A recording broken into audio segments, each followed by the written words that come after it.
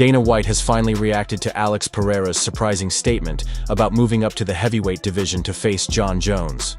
The MMA world has been buzzing ever since Pereira's dominant victory over Magomed Khalilov at UFC 320. The biggest topic of the night wasn't only his knockout win, it was his bold call-out of Jon Jones. Really be the face of this organization at this point. Yeah, you know, people love him. People love the way he fights, and can't be bummed out with the way he performed this evening. So He seemed to tease that maybe he was going to call for a Jon Jones fight, but then kind of pulled it back after, learning about Arthur. Is him going to heavyweight something you would entertain at this point? So today I was at work and had a bunch of meetings over there this afternoon, and I went over to the PI, and he was over in the PI. And I'm like, well, you're the last guy I expected to see here today. What are you doing here? And they're telling me, we want to fight at heavyweight. I said, how about we win tonight and focus on tonight, and then we could talk about, heavyweight. And I don't know. There's still fights here in this division, but we'll see. I mean, this guy has been an absolute stud for us. He's on vacation in Australia, flies over and fights because, somebody fell out. He fights when he's hurt. He doesn't care. He wants to fight everybody. He wants to move up to heavyweight. About him going up to heavyweight. He's mentioned it a few times in the past. He always wanted that Jon Jones fight.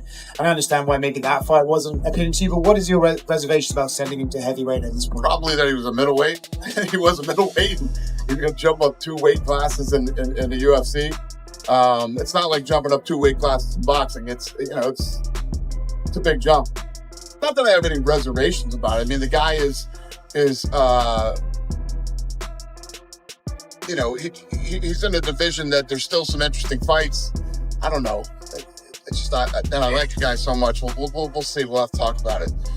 I just don't see why, unless he wants to retire, why throwing him in at heavyweight makes any sense. Pereira stated that he's prepared for the biggest challenge of his career, and if the UFC gives him the opportunity, he's willing to move up in weight and take on and defeat the GOAT himself.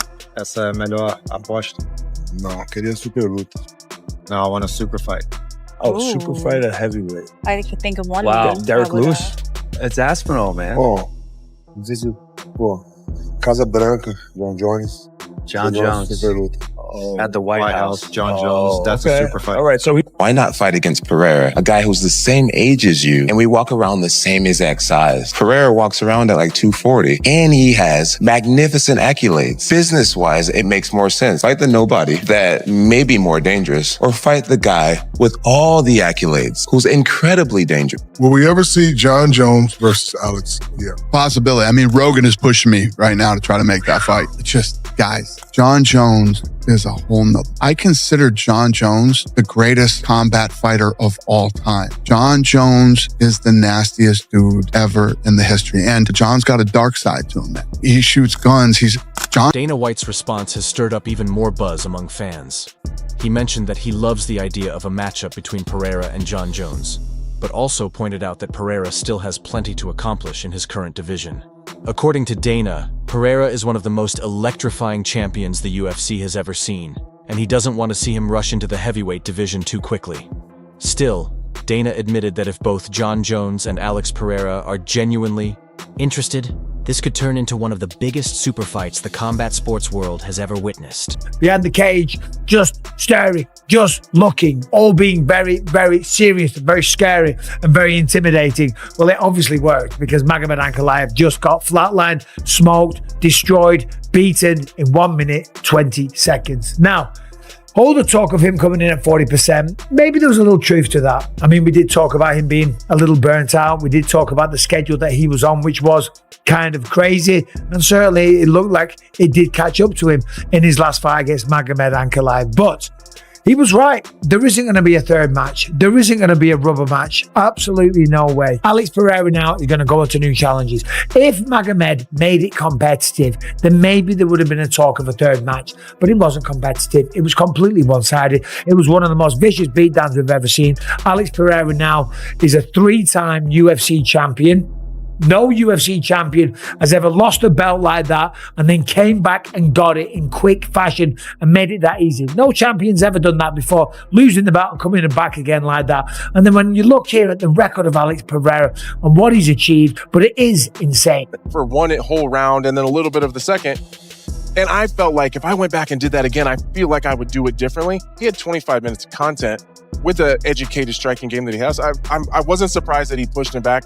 I was surprised that he ran into the fire like that because he usually kind of starts slow. They're now 1-1. If we were to accept what happened in the previous fight, we would be discussing a trilogy. We're not. We're even looking at Prohaska, who's 0-2, who got beat up for 2 rounds tonight. We're discussing that he goes in. The reason I share that, well, we did not ask for this fight. Dana White said, I want the 2 right guys to fight. These are the 2 right guys. Dana himself saw something that he thought perhaps wasn't right. And we get this rematch, and all of a sudden, Pierre goes out and delivers what he says. As the older fighter, I can't tell you a time off the top of my head where an older fighter came back and beat a...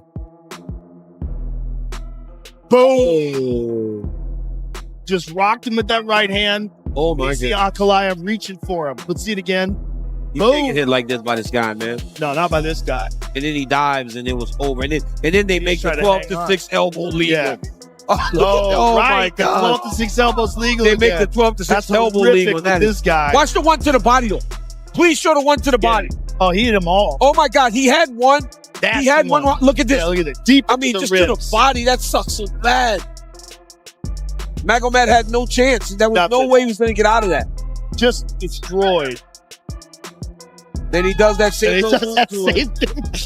That's so crazy, dude. This dude's cold-blooded. And the belt is once again around your waist. But before we even talk about the fight, you're walking in a booth. You noticed that you were adjusting your foot inside the octagon. What really is going on there? And was this something before the fight, or did it happen in the fight? Yeah, I think this time it broke for sure. It started turning purple super quickly.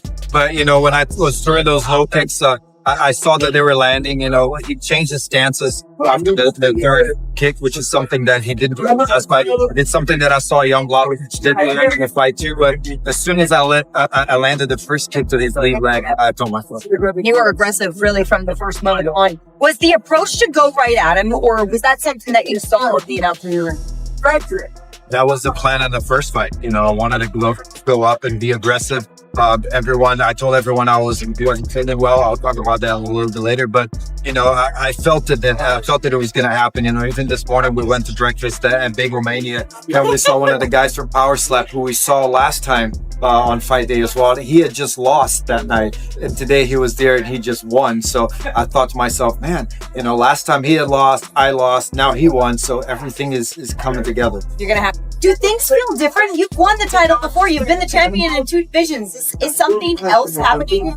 To make all those around me happy, you know, all my fans, I feel all the love. At the press conference, the fans won't even let my opponent talk. So I feel that, and I want to give people joy. And even in Brazil, sometimes people say, oh, I wasn't watching the UFC anymore until you came and stuff. So I feel it, and I want to give back to this. Well, you're certainly doing that, Alex. Now comes the part of my job that I have to do. That's always difficult because you just won the title once again. And we're already asking you about your next fight. But I talked to Carlos Ulberg and I talked to your Prohaska after your fight. They both believe they're next in line. They both have their reasons for it. If you get to play matchmaker as the champion, when do you fight?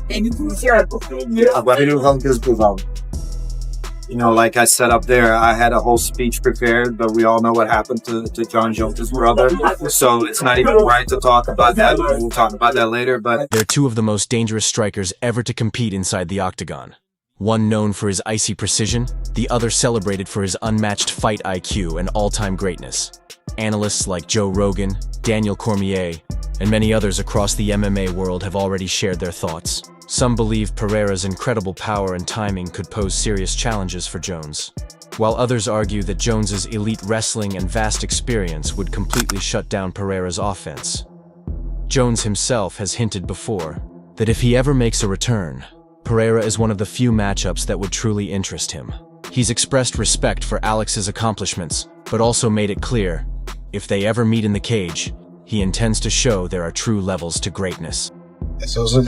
Last one from me. I don't know if you're aware of this yet, but middleweight champion Khamzat Chimaev has called you out and said that congratulations, but now you guys need to finish your business. Are you aware of what business that is, and are you interested in him moving up to fight you at this stage? Obrigado pelos parabéns.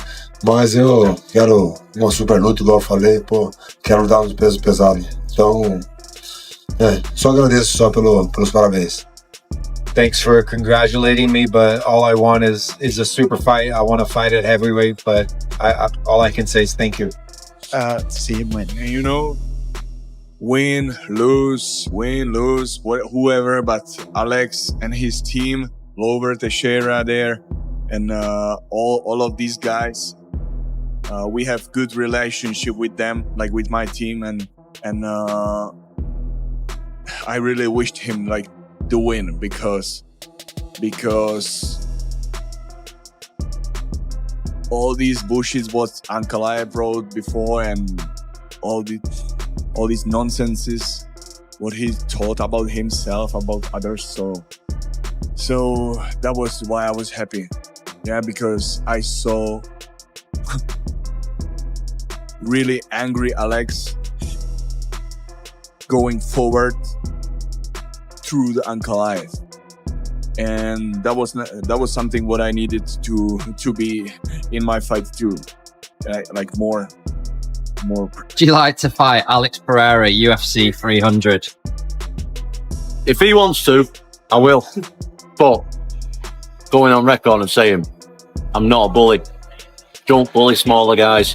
But if the smaller guy wants to scrap, Dana White has made it clear that Jon Jones still needs to regain the UFC's trust after his recent pullouts and retirement talk. Still, the idea of Jones facing Alex Pereira is too massive to ignore. Two champions from different divisions, Pereira with his terrifying left hook and Jones with his unmatched skill set, could create one of the most anticipated fights in UFC history. If it happens, especially at the rumored White House card, it would be a defining moment for the sport. Fans are already calling for it, and the only questions left are, will Pereira move up? Will Jones accept? And who will leave as the true king of the UFC?